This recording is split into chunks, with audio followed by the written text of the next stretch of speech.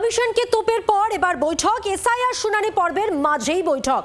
বিএলএদের সঙ্গে বৈঠকে অভিষেক বন্দ্যোপাধ্যায়, ভার্চুয়াল বৈঠক অভিষেক বন্দ্যোপাধ্যায়ের। সব মিলিয়ে প্রতিনিধি উপস্থিত থাকবেন মোট 1,20,000। প্রচারের কৌশল নিয়ে দিতে পারেন নির্দেশ এই বৈঠকেই। কমিশনকে তোপের পর এবার বৈঠক, এসআইআর শুনানি পর্বের মধ্যেই বিএলএদের সঙ্গে বৈঠক করবেন অভিষেক বন্দ্যোপাধ্যায়। ভার্চুয়াল বৈঠক, এই বৈঠক করবেন অভিষেক বন্দ্যোপাধ্যায়। আর সব মিলিয়ে যে প্রতিনিধি দল থাকবে তাদের মধ্যে উপস্থিতির সংখ্যা মোট 1,20,000। প্রচারের কৌশল নিয়ে দিতে পারেন নির্দেশ এই বৈঠকে।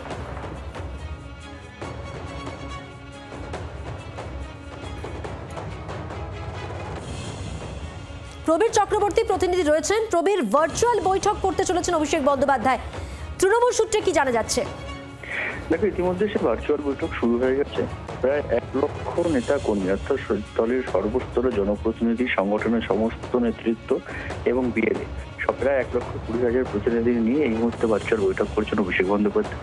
সেখানে একদিকে যেমন তিনি বিএলএ থেকে শুরু করে নেতাকর্মীদের নির্দেশ দিয়েছেন যে মানুষের পাশে থাকতে হবে শুনানির সময়, তার পাশাপাশি দাঁড়িয়ে বেশ কিছু বিষয় ক্ষোভ প্রকাশ করেছেন এবং সবচেয়ে গুরুত্বপূর্ণ বিষয় হলো পরিযায়ী শ্রমিক।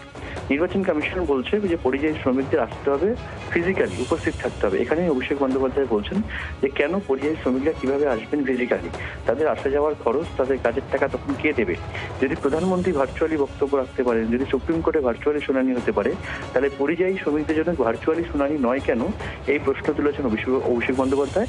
পাশাপাশি বিষয়টি নিয়ে তিনি আইনের দ্বারস্থ, তৃণমূল কংগ্রেস আইনের দ্বারস্থ হতে চলেছে বলেন সেটাও জানিয়েছেন। এবং এর বাইরে সিনিয়র সিটিজেনদের যে হ্যারাসমেন্ট হচ্ছে তা নিয়ে আগামীকাল আবার কলকাতার যে নির্বাচন কমিশনের দপ্তর রয়েছে সেখানে আবার তৃণমূল কংগ্রেসের প্রতিনিধি দল যাবে বলে নির্দেশ দিয়েছেন আজকের এই বৈঠকে বলে জানা যাচ্ছে। বাংলার আওয়াজ, বাঙালির আবেগ, জি 24 ঘন্টা।